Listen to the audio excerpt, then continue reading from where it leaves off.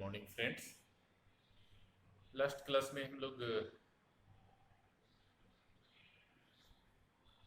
Concept of homeopathic aggravation को complete किए थे और उसके बाद आज से हम लोग नेक्स्ट प्रोसीड करेंगे एक न्यू चैप्टर की जिसको कि हम लोग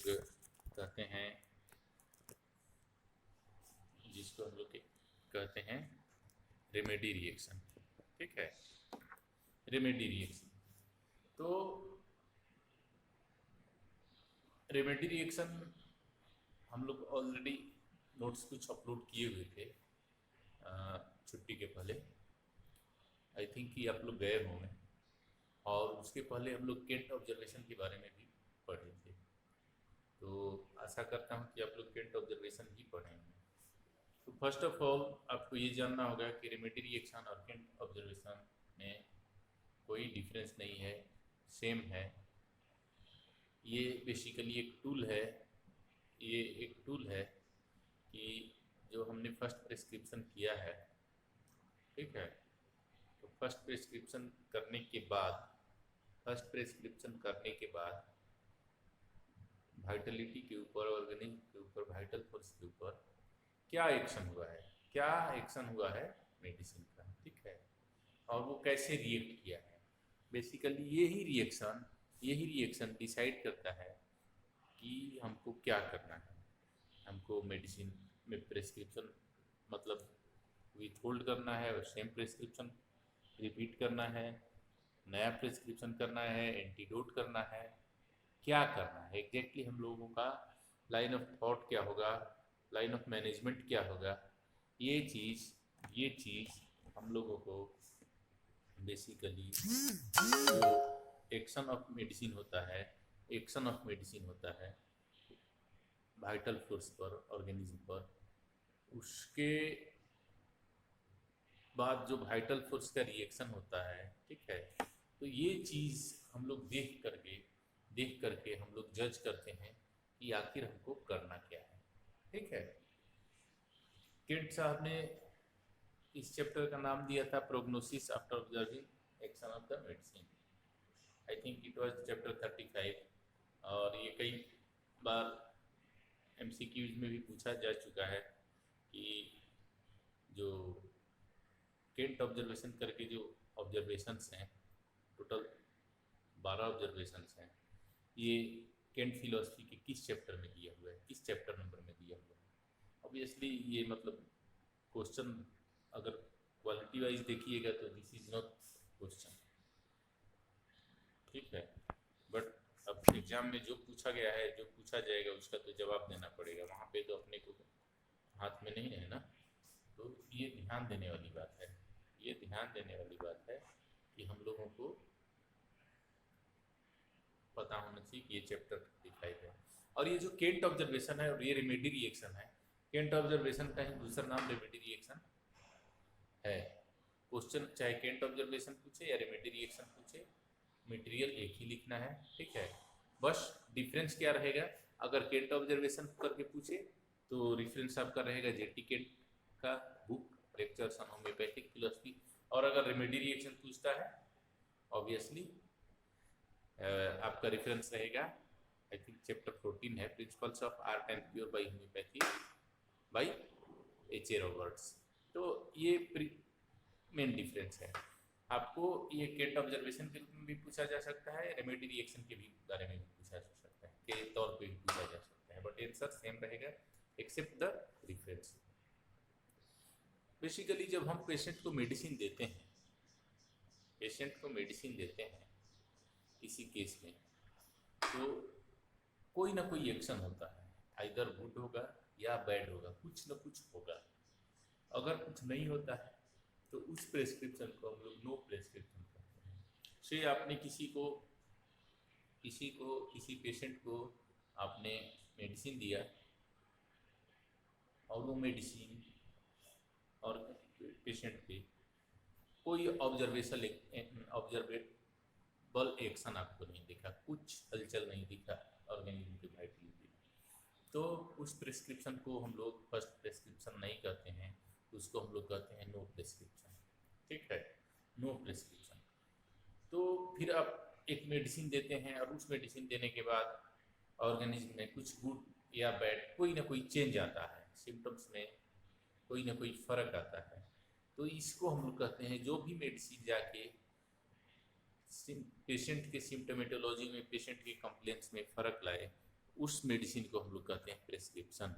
उसके अलावा अगर कुछ आ रहा है, उसके अलावा अगर कुछ आ रहा है तो वो जो है प्रिस्क्रिप्शन नहीं है, वो नो प्रिस्क्रिप्शन कहा जाता है। ठीक है, ये कंसेप्ट एकदम अपने को क्लियर होना चाहिए। सो जो फर्स्ट मेडिसिन दिया गया और जो एक्ट किया, उसके बाद पेशेंट के सिम्टम्स का क्या मूवमेंट हो रहा है, पेशेंट के सिम्टम्स का क्या मूवमेंट हो रहा है, वो किधर जा रहा है, डीपर लेवल पे जा रहा है या और सिम्टम आ रहा है या न्यू सिम्टम आ रहा है, एग्जैक्टली हो क्या रहा है, ये सारा चीज़ को सर्वे करके और फिर नेक्स्ट हमको क्या करना है, ये प्लान करने का नाम है। ये प्लान कैसे करना है, ये सारी चीज़ें डिस्कशन की गई हैं आपको ये रेमेडी रिएक्शन चैप्टर में। आपने मेडिसिन दिया और मेडिसिन जाके कुछ एक्शन किया। अब वो एक्शन 12 मतलब अनेक तरीके के हो सकते हैं। हो सकता है एग्रावेशन हो जाए, हो सकता है एम्बुलेशन हो जाए, हो सकता है एग्रावेशन के बाद एम्बुलेशन हो सकता है एम्बुलेशन के बाद एग्रावेशन हो सकता है न्यू सिम्टम आने लगे, हो सकता है ओल्ड सिम्टम आने लगे। तो एग्जैक्टली मेडिसिन देने के बाद क्या हो रहा है ऑर्गेनिज्म में, इस चीज़ को रेमेडी रिएक्शन या केंट ऑब्जर्वेशन के थ्रू हम लोग ऑब्जर्व करते हैं। ध्यान देने की बात है, इसमें सिर्फ सिक पर्सन को, इंडिविजुअल को मेडिसिन देने के बाद जो होता है उसी चीज़ का जिक्र नहीं है यहाँ पे। अगर प्रूविंग के दौरान हम लोग मेडिसिन दे रहे हैं तो उसके बारे में भी बातें की गई हैं। ठीक है, तो ये ध्यान में रहना चाहिए कि केंट ऑब्जर्वेशन और रेमेडी रिएक्शन में मतलब treatment as well as proving दोनों की बातें की गई हैं। ठीक है, अब ये क्या है इम्पोर्टेंस केंट ऑब्जर्वेशन का, क्यों हम पढ़ेंगे केंट ऑब्जर्वेशन, ये सबसे फर्स्ट ज़रूरत होती है समझने के लिए।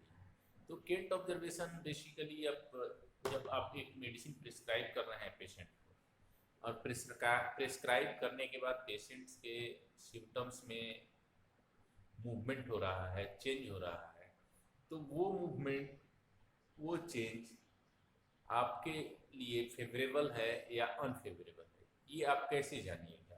तो ये जानने का एक तरीका है केंट ऑब्जर्वेशन, कि जो डिफरेंट केंट ऑब्जर्वेशन या different kind of remedy reactions है, इसमें कौन सा ऑब्जर्वेशन आ रहा है तो आपको क्या करना है,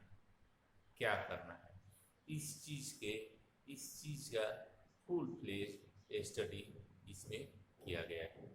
सो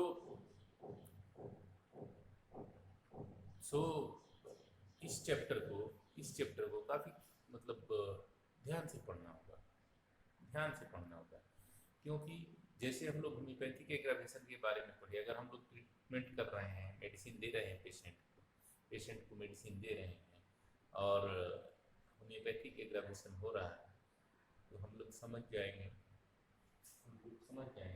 कि पेशेंट जो है वो क्योर की तरफ जा रहा है। ठीक है, बट अगर होम्योपैथिक एग्रावेशन नहीं हो रहा है तो हम लोग समझ जाएंगे कि पता नहीं क्या हो रहा है। पेशेंट तो सिम्टम्स तो पेशेंट के कम रहे हैं, बट ये क्योर है या नहीं है, ये कहना मतलब ये एक्सप्लेन करना काफ़ी डिफिकल्ट है इस केस में। सो ये हुआ मतलब एक होम्योपैथिक एग्रावेशन का role after prescription. Similarly Kent observation या रेमेडी रिएक्शंस भी आफ्टर प्रिस्क्रिप्शन आपको क्या करना चाहिए, क्या नहीं करना चाहिए, इस चीज़ के बारे में डिस्कशन होता है। तो केंट साहब का फर्स्ट रिएक्शन जो है केंट साहब का फर्स्ट ऑब्जर्वेशन जो है उसको अगर हम लोग देखते हैं या फर्स्ट रेमेडी रिएक्शन हम लोग देखते हैं तो वहाँ क्या लिख रहा है, वहाँ क्या लिख रहा है। तो यहाँ पे जो फर्स्ट ऑब्जर्वेशन है, I mean first remedy reaction है, वो रेमेडी रिएक्शन है a prolonged aggravation and final decline of the patient. अब प्रोलॉन्ग्ड एग्रावेशन, एग्रावेशन जो हो रहा है बहुत ही लंबा है, चले जा रहा है, खत्म ही नहीं हो रहा है। एक्चुअली आप लोगों को ध्यान देने की बात है कि इसका जो भी स्टेटमेंट है ऑब्जर्वेशंस का, वो आपको याद रखना पड़ेगा, वो आपको याद रखना पड़ेगा, वर्ड बाय वर्ड एग्जाम में पूछा जाएगा। Prolong aggravation and final decline of the patient. कह रहा है कि बहुत ही लंबा एग्रावेशन होगा। जो एग्रावेशन है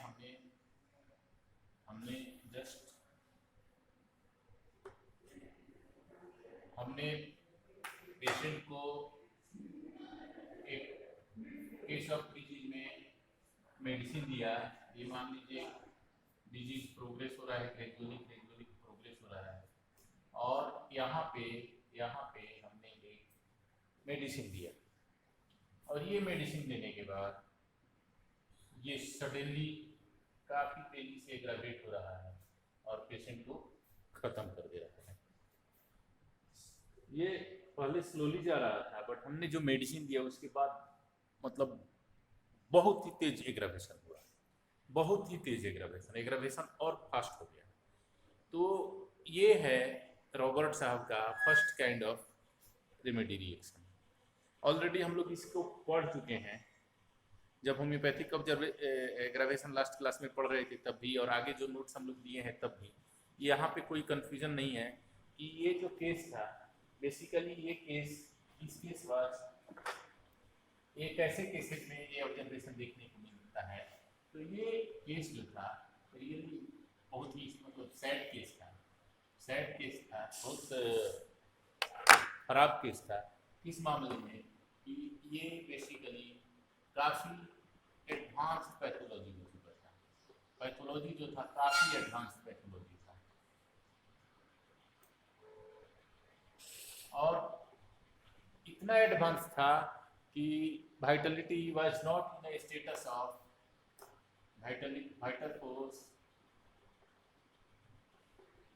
was not in a status of reacting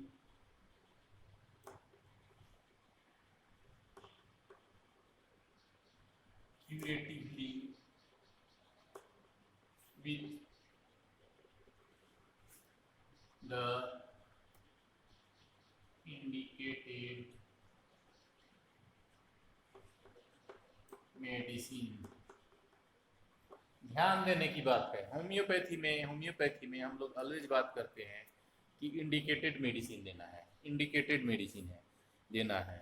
अगर आपको इस केस में सल्फर आ रहा है और आपको लग रहा है कि सल्फर 30 देना है, तो आप सल्फर 30 ही दीजिएगा। बट यहाँ पे पैथोलॉजी इस स्टेज में आ गया है, इस स्टेज में आ गया है कि यहाँ पे क्यूरेटिव रेस्पॉन्स का आप मतलब आशा भी नहीं कर सकते, आशा भी नहीं कर सकते। क्यों? क्योंकि वाइटल फोर्स बुरी तरह से कंप्रोमाइज्ड हो चुका है, और यहाँ पे बॉडी जो है क्यूरेटिव रेस्पॉन्स को टॉलरेट करने की सिचुएशन में नहीं। तो यहाँ पे आप जो इंडिकेटेड मेडिसिन है वो नहीं दीजिएगा, एटलीस्ट जो इंडिकेटेड मेडिसिन है उसको उसके इंडिकेटेड पोटेंसी में नहीं दीजिएगा। So this is the place in where in homeopathy indicated medicine is not given. Okay, तो आप लोग इसको देखिए, पढ़िए, फिर नेक्स्ट क्लास में हम लोग इसको डिस्कस करेंगे। ठीक है, थैंक यू।